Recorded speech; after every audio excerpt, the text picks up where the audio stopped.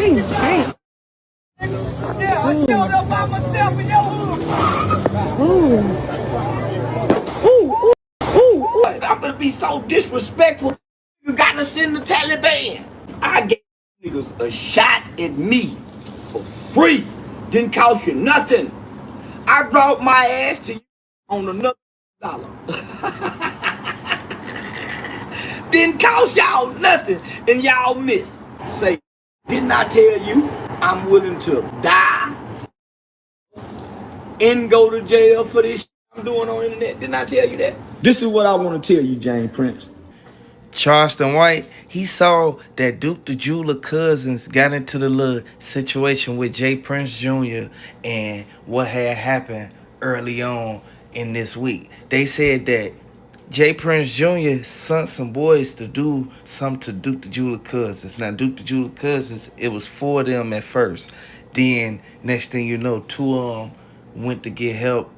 Jay Prince Jr., he ended up getting jumped. Once Jay Prince Jr. fell on the ground, they instantly started stumping him. I want y'all to know it's sad, but he shouldn't have never did this to Duke the Jeweler. And they said that he was the one that paid for all this to go down and for this to happen. At the end of the day, Jay Prince Jr. has definitely built himself a reputation, and people are sick of it. People are sick of how he responds to events, plans events, sets up events.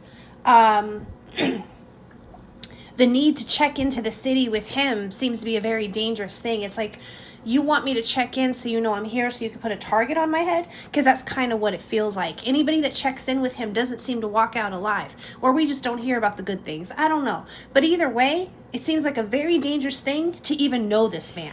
HPD said, should nobody be checking in? Don't nobody run Houston at all but the police. And I want everybody to know, they know what happened with Duke the Jeweler. They know exactly what went down. They said that Jay Prince Sr. is paying somebody in the police department to keep all this stuff a secret. But by him paying them, it's making it to where the crime is getting to a high level out there in Houston. It's almost like they're trying to build a mob environment, except for when the mob was in play, they actually protected the city and the people who they cared about. It wasn't just a thrown out there thing. Check in. You got to check in every time you come to Houston, knowing you don't even know these people. Never saw them a day in your life, but you tap in with somebody and had them to reach Jay Prince or whoever else, Mike Prince. They said that he was the one who was actually recruiting everybody to actually go out there and follow the people.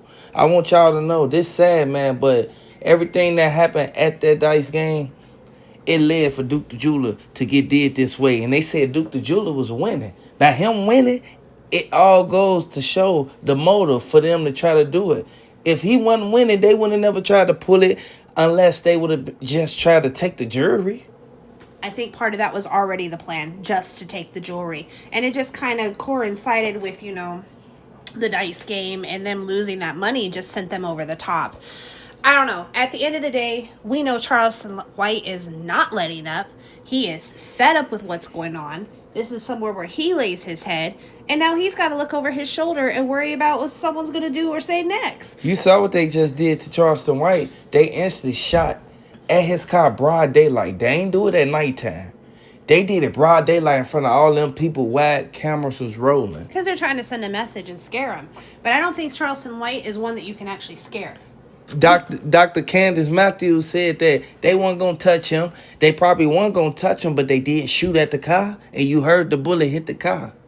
Charleston White is broadly known, and not that these other people weren't, but he's known, and he's very boisterous in his opinion, and he has no qualms with telling you just exactly how he feels about a situation. And he's got a lot of people that are riled up right along with him, and I'm sure that he's put a safe nest in set for his family and people to be able to send evidence to the FBI, to be able to communicate what needs to be communicated. So even if they were to attack him, I'm sure it's to no avail. Charleston White, he said what he said, and I really feel he mean it, because he said he contacted the FBI, and the FBI said what they said, but I'm going to play the video for y'all so y'all can hear for y'allself. When I talked to the FBI yesterday, the FBI want to know Why would the Houston Police Department, the FBI is curious to know, James, why would the Houston Police Department give you a police report to an open murder investigation with people names and statements on there? Who in the police department you got paying? Who you paying in HPD? Because everybody know you got the police on the payroll. The FBI just can't infiltrate the Houston Police Department to get them. Everybody know James Prince got the Houston Police Department on their payroll, nigga. That's why when Trey and Zero was when them niggas were jumping on Trey, that's why they did it in front of the Houston Police Department, and the Houston Police Department never stopped it. Hit the like button, subscribe to the channel. Let me know if you're a fan of J. Prince Jr. Subscribe to the channel if you're a fan of Duke the Jeweler. I don't like what they did to Duke the Jeweler. They took his jewelry. Boosie melted the jewelry down and sold the rest of it. Put the guns down. Stop the violence. This senseless violence that keep occurring over and over and over again. Hit the like button if you're a fan of Duke the Jeweler. Drop the jewels down in the comment section. I want y'all to hear what Boosie said and how he feel about any guy who wasn't really in the streets, who actually getting money right now or getting money back then when he was doing his thing when he first got out of jail. This is how Boosie really feel about guys who just coming around him, who just want to be around in his presence and help him. I want y'all to know, the feds, they looking at everything that Boosie and J. Prince Jr. did at that party. Everybody is going to be held accountable for every action that they took. Hit the like button. Watch this video. I can't be getting drunk, bro. I can't control myself. Yeah, there's little flowers, those little black flowers. There's an orange. I can't Fletcher. I don't like the dirt in a Fletcher. Yeah, I get messy. I don't like people. I don't like rappers. I'm a real, and I don't like rappers. I be like, went through with all that jewelry on. I take all that neck. That's how I be looking Fletcher. Look at that old right there. You think I should have sent one of my go get that off his neck? That's Fletcher there. Man, look at it. Fletcher across the track. Fletcher. I retired Fletcher. That is not me. That's another person. Fletcher get the mugging all the rappers. This old man. I don't like you. You ain't been through. You got lucky. Hey, go get that. As soon as they go to the car, hey, go get that. Bring me that AP. That's Fletcher there. Look at that old scary over there. Look at Fletcher.